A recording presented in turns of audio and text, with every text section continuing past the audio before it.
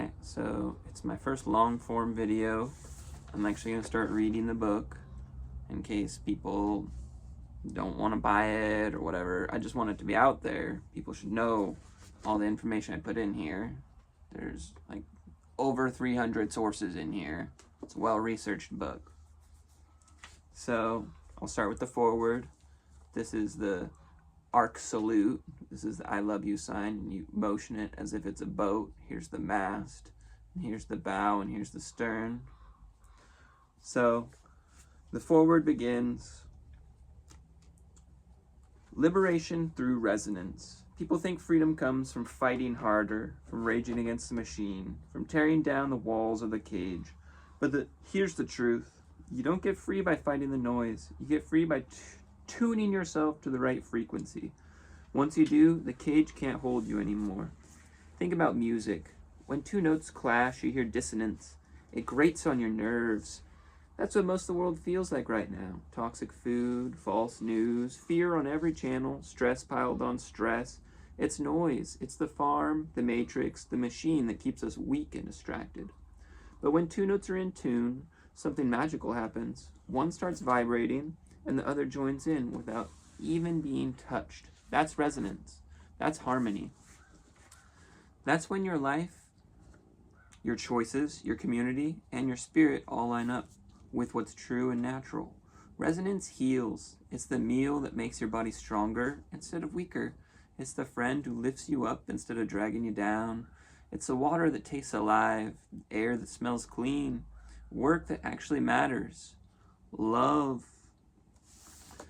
that doesn't die in the dark. Resonance feels like coming home. Resonance liberates because once you're tuned into frequency of life itself, no one can bind you. No poison can dull you. No cage can hold you. You're free, not because you overpowered the system, but because you rose over it. That's what this book is. Not a campaign, not a theory, a tuning fork. Every chapter is meant to strike a note inside you that you already know is real.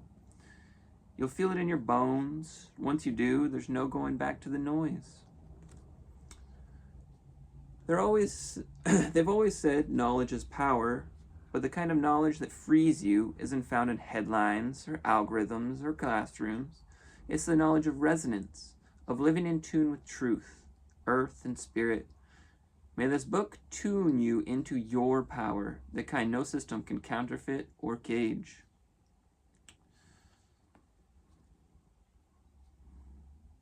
We're not here to fight the old world.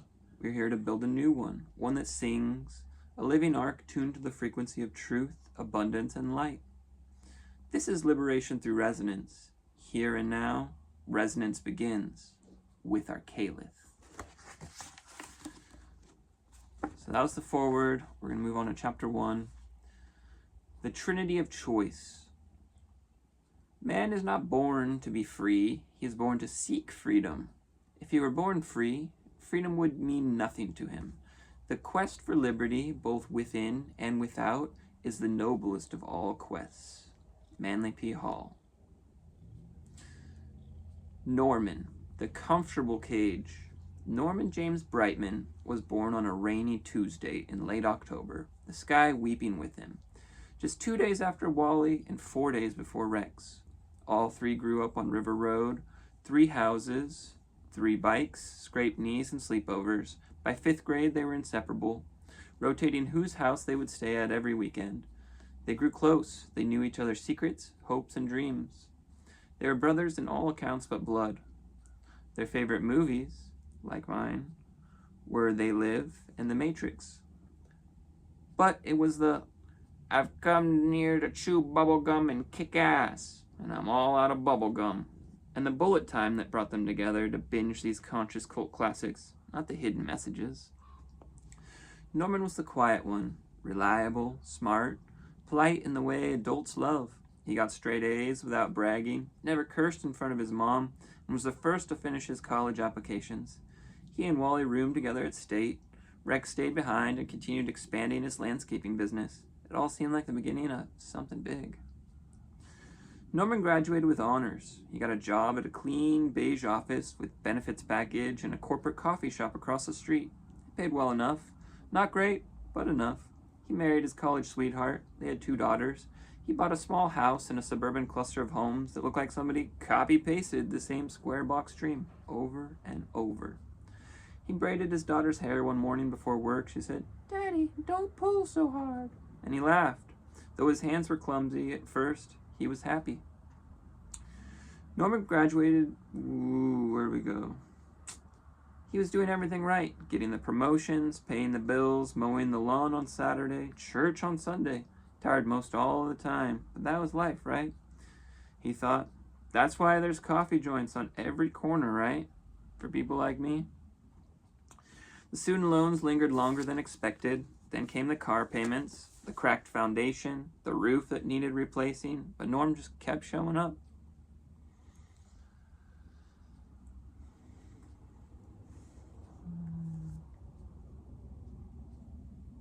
He always did, even when his back started aching every morning, even when the sleep got shallow, even when the doctor handed him a bottle of blood pressure meds and told him to cut back on red meat. He didn't mention the stress or the numbness to his doctor, his wife, or even Wally or Rex. He branded as courage and kept going. But something was fading, like his soul was losing light before his eyes. The person in the mirror no longer looked back the same. He knew something had changed. He set his guitar on a stand in the corner and over a decade never lifted it again. He and the boys had an indie alternative band in high school. Back then he loved to play bass. He stopped writing. The dreams went gray. The days dropped into a groove. Wake, work, sleep, repeat. Sometimes his fingers twitched in his sleep, as if he was still searching for strings. By 39, he was on antidepressants. He never told anyone. He just smiled a little less, talked a little quieter. When Wally visited, radiant and barefoot with sun-kissed children and a sack of wild fruit, Norm would smile politely. "Glad you found your thing," he'd say. He meant it, sort of. But there was always a flicker behind his eyes, a whisper, a memory of something that almost was. He still remembered the time he and Wally and Rex ate mushrooms camping out in the Hoh rainforest. They lay on the hood of Rex's truck, the hood warm from the engine, the stars so bright they hummed. The 3 best friends staring into space, laughing until they cried, swearing they'd never sell their souls. They'd made promises, swore they'd live real lives. Norm believed it. Then life happened. He took the job, then the second job, then the parenting classes, then the loan extension. He postponed the dream just until things settled, just until the girls were older, just until... Here's a good quote. "Progress is impossible without change, and those who cannot change their minds cannot change anything." George Bernard Shaw. Norm watched nature series at night with his youngest daughter and felt a hollow ache he couldn't name. He scrolled for sale listings of mountain homes and bookmarked articles about starting over, but every time he got close, the fear pulled him back in. The system never yelled at him. It just smiled and tightened its grip. He wasn't addicted to drugs. He didn't cheat. He wasn't cruel. He was just tired, quietly disappointed, polite, a good man, a reasonable man, a forgotten dream. At 55, he died in his sleep. His wife found him at dawn. The coffee pot hissed half-brewed when his wife found him. His glasses on the nightstand. The girls left college to keep the lights on. The house was half paid. The car had a few more years. The inheritance was negative. The funeral was small, a few co-workers, a pastor who didn't really know him. His family cried. Rex gave a toast at the graveside. Wally's rose left a red thumbprint on Norm's wet sleeve. "I remember who you are," Wally said as he knelt down to his friend. They buried Norm on a windy Monday. Gray skies opened, rain poured as the universe wept. His daughters clutched each other's hands so hard their knuckles whitened, tears streaming down their face. In one hand they held the roses Wally brought from his garden. Wally took the day off and walked the woods afterward. It was a hard day for both, but Rex went back to work. He had no choice. He's a busy man. No holiday, no dome named after him, no garden of descendants, just a quiet plot of grass and a row of men who had done their duty. The system called him successful, but the stars called him home too soon. Had he learned what he was here for? Was he destined to reincarnate and try again? He was Norman Brightman, and freedom almost remembered him. Rex, the high-functioning prisoner. Rex Ellington was born on a blazing Saturday in late October, the midday sun daring him to burn bright and fast. His charisma and his jawline scored him free milkshakes, and his laugh made people believe the world was still good. Prom king, varsity everything. At 16, he started mowing lawns and never looked back. By the time Norman Wally graduated college, Rex was managing 4 trucks and a payroll and 2 crews and fluorescent polos. He made himself into a brand. By 23, he owned a house. By 32, he had trucks, a jet ski, a fridge full of energy drinks. He married the prettiest girl in town. They had 2 boys, blonde and bold, just like him. Work became his rhythm. 12-hour days, dawn to dusk, even on holidays. He told himself he was building for them. But the years built without him. He missed half the Little League games. He heard the cheers from the parking lot while finishing a bid, never knowing if it was his boy who scored. The boys kept growing like trees. He never had time to notice.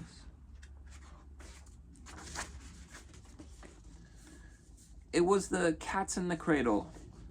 Lawns to mow, hedges to prune, bills to pay. He remembered one line most of all. I'm gonna be like you, Dad. Rex worked. That's what he did. 12-hour days. At work before dawn, home after dusk every day, even holidays. He didn't hate it. He liked the grind. The money was good, the work consistent, the respect was constant. He was the guy everyone called when their dad died or the roof leaked or they needed a truck to haul lumber. He played disc golf with Wally on the 3rd Thursdays, half to relax, half to laugh at his friend's barefoot prophet vibes. He would hand him a slice of raw watermelon and say, "This is all you really need, man." Rex would nod, then crack open a protein drink and say, "You hippies are lucky I love you." Rex didn't notice the tightness in his chest, the chronic inflammation, the bleeding, the bad moods. His wife did. They argued more.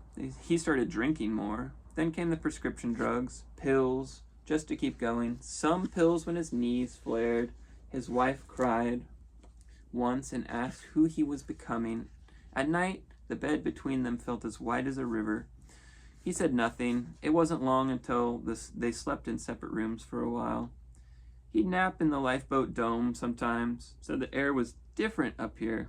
Clean. He liked it, but never stayed long. The tax farm didn't run itself, he said. One Saturday night, after a long job and a few beers, Rex snorted a line of what he thought was cocaine. He'd found this drug bag on the floor of a bar bathroom a while back. It wasn't. It was a laced cocktail of drugs strong enough to bring down an elephant. Within seconds, he collapsed. His kind-hearted wife didn't hesitate. She rushed to him, trying to wake him, clearing his airway and beginning CPR with trembling hands. She yelled for the boys to call 911. She cleared his airway and, breathing for him, a dusting of powder clung to his lips. She never saw it. Her lips brushed his as she breathed life back into him, and that was enough to take hers. She collapsed beside him. He lived. She didn't. 3 days before, Norm had died. 2 best friends' funerals, 1 week. Rex's world baroque. The celebration of Anna's life. The sun seemed to know its duty that morning. It broke through the clouds and flooded the meadow in gold, warming every face gathered in the circle. Children darted between folding chairs, laughing, skipping through the air. While adults carried flowers, stories, and the weight of memory, it was not a funeral, it was a celebration. Wanda rose, smoothing her dress with her hands that trembled but would not falter. She looked around at the gathered family, Norm's daughters, Rex's sons, her own children, the dozens of Arkaelians who had known Anna as kin. Our husbands were friends before we could remember, Wanda began, her eyes softening on Rex. So naturally Anna and I became close. Closer than I ever imagined being to another soul. She wasn't just my friend, she was my sister. She drew in a breath, the sunlight catching in her hair. Anna always wanted to live here at Arkaelith. While Rex worked away, she brought the boys often, letting them run barefoot through the gardens and climb the domes. She planted her tree of belonging right over there. She gestured to a young maple by the path and said, When my time comes, scatter me here. This is home. A ripple of nods moved through the circle, many remembering her tending that sapling, pressing her palm to its trunk as if confiding in it. She was the embodiment of love in a world that forgets how to love. Wanda said in her voice steady, Now, Anna lived as the one, the yes, the open heart, while so many choose the zero. Even her last breath was given as a gift to save a friend. Norm's daughters held the hands of Rex's sons, their heads bowed. Wanda smiled at them. Look at us. Our children grew up together, and now they stand as family. This is what Anna lived for, to see the ones she loved together in one place. Stories rose after Wanda's words, neighbors chuckling about Anna's kitchen always being full of hungry boys and muddy shoes, tales of her steady patience when chaos swirled. Laughter mixed with tears, the meadow felt alive with her. The people of the Ark recognized her as one of their own. She had earned her dome, her place, her belonging. She was not a guest of Arkaelith, she was family. As the gathering closed, the sun still beaming, the children still laughing, Wanda's final words lingered like a benediction. She will be missed. She will never be forgotten. And today the sun tells us what we already know. Anna is smiling down on us. Rex's oldest told how she drove 3 boys and a dog to 2 practices with a cake sliding across the seat, arriving everywhere on time, laughing the whole way. Before they left, Rex touched the young maple Anna had planted. The bark was cool, the belonging was warm. When the laughter faded and the sun began to dip, Rex loaded the boys into the truck. They waved goodbye to Wanda and Wally, to the circle of Arkaelians who had embraced them like kin. But as the miles stretched and Arkaelith receded in the rear view, the air inside the cab grew heavier. The closer they drew to the city, to the big house with the big garage and its big windows, the more the silence pressed in. What had felt light and alive in the meadow now hung like a shadow, reminding them what was gone and what could never be the same. The meadow felt 1,000 miles away by the time the skyline rose, and the cab smelled like fast food and old coffee. A permission slip unsigned on the counter until the game had already been played. Days blurred together. Only now did Rex see how much Anna had carried. The dishes, the laundry, the endless chauffeuring of boys from one field to another. She had not just been the mom, she had been 1,000 titles he had never spoken aloud. Stepping into her shoes to fill the void of her life, Rex found his own life hollowing out. Every plate he scrubbed, every sock he matched, reminded him of the unbearable exchange. Her last breath given so he could take another.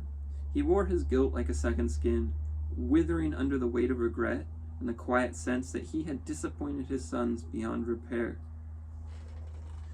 The depression set in like a fog. Thick and merciless, the boys spent less and less time at home.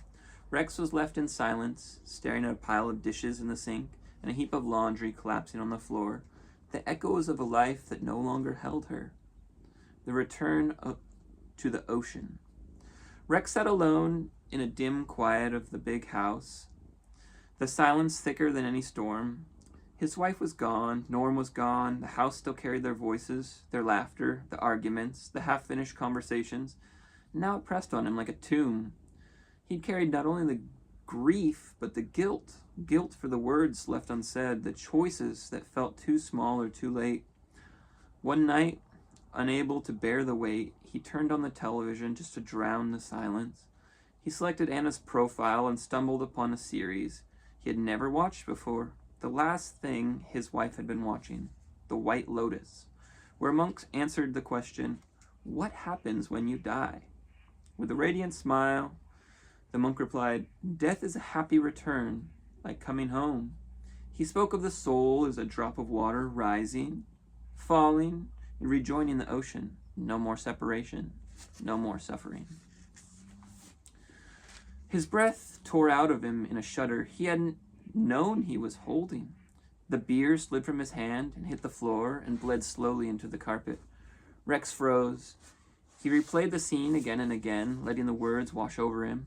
Tears streamed freely down his face, but this time they were not only for sorrow, they were for recognition. The synchronization of this appearing to him in his lowest moment of his life changed him. After playing the scene 3 times, the power all went out, all over town. He realized that his wife had not vanished, nor had Norm. They'd returned. They had slipped back into the ocean, into the vastness of consciousness that could never be lost. They were not gone, but everywhere. The rain on the metal roof, sounded different now, like the less like loneliness, more like belonging. For the first time since their passing, Rex felt his chest loosen, the knot of guilt unwound, just enough to breathe. He whispered into the dark, "You're home now. One day I will meet you there." The metaphor stayed with him, not as a line from a show, but as a lifeline from spirit. From that night forward, wherever grief surged, he remembered the drop in the ocean. Instead of drowning in absence, he felt the tide of belonging carrying him forward. Rex got clean the next day. On his 55th birthday, he went cold turkey.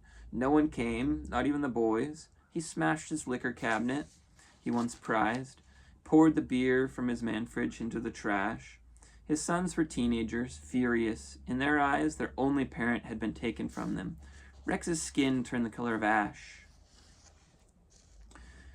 The shakes hit harder than expected. He flushed the pills down the toilet, sold 2 of his trucks, and cut back on work. Nights found him flat on his back, staring at the ceiling, wondering how life had gotten so heavy. Long looks in the mirror revealed things he had spent decades refusing to see. That winter, his doctor told him he had Crohn's disease. He said it like the weather report. Cold, inevitable, unfixable, no cure. We manage it, the doctor said. Rex could hear the cash register noises playing in the white coat's head. Rex didn't rage. He didn't cry. He drove straight to Arkaelith. He didn't even knock. He just walked barefoot through the gardens until he found Wally in the orchard, tying prayer flags between 2 trees. Wally hugged him, said nothing. He could feel it as Rex sobbed for the first time in a long time. Rex's tears hitting Wally's shoulders. The brute of a man squeezed his best friend for what felt like forever. His fists stayed clenched for a full minute before they opened on Wally's back. Vulnerable was not the state of being Rex ever allowed himself to be. He knew the outside didn't have the answers. Arkaelith did. The healing was slow. He remarried 2 years later, a kind, faith-filled widow who had lost her soldier husband in another needless war far from home. She had 3 small children and a quiet voice. They lived simply. Her soup smelled like rosemary and steadiness. He took the boys hiking. His adopted children called him Pops. He stopped chasing money. He took Sundays off. They started coming to Arkaelith on the weekends, just to walk, buy veggies at the co-op, and drink smoothies. Then to camp, then to join the sunrise circle. His youngest learned to sing there. His oldest started asking about gardening. He still drank whey protein shakes, still had creamy, sugary coffee, still ate eggs, but something inside was shifting. He no longer ate meat, or drank, or smoked. His thoughts were cleaner and lighter.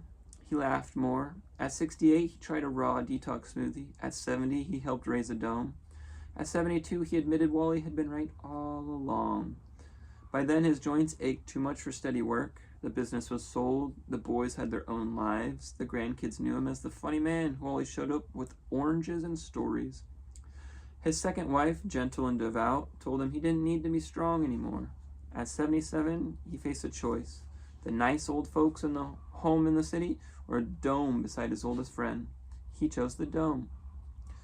He asked for a plot near Anna's maple, close enough that her roots and his steps would keep talking when he carried his things into what had once been Anna's dome.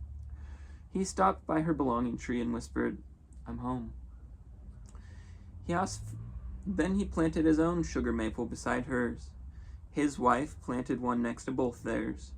3 trees in a row, 3 roots already weaving together.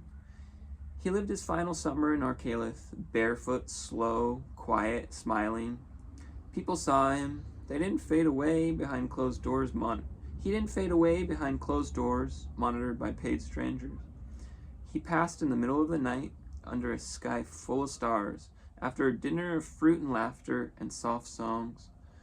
His grandkids planted sunflowers around the tree when he died. Rex Ellington never changed the world, but he changed. And at Arkaelith, that is enough. We'll save Wally, the Builder of Light, for the next long-form video. I think 25 minutes is probably enough. So that's 2/3 of chapter 1 of the Arkaelith Manifesto, the book that I penned. And the book really is supposed to be a movement through what living is and what living really could mean and could be. I personally, and I know a lot of other people, feel that the world that we're living in, something's not right. It's a profoundly sick civilization, and it needs healing. It needs deep healing.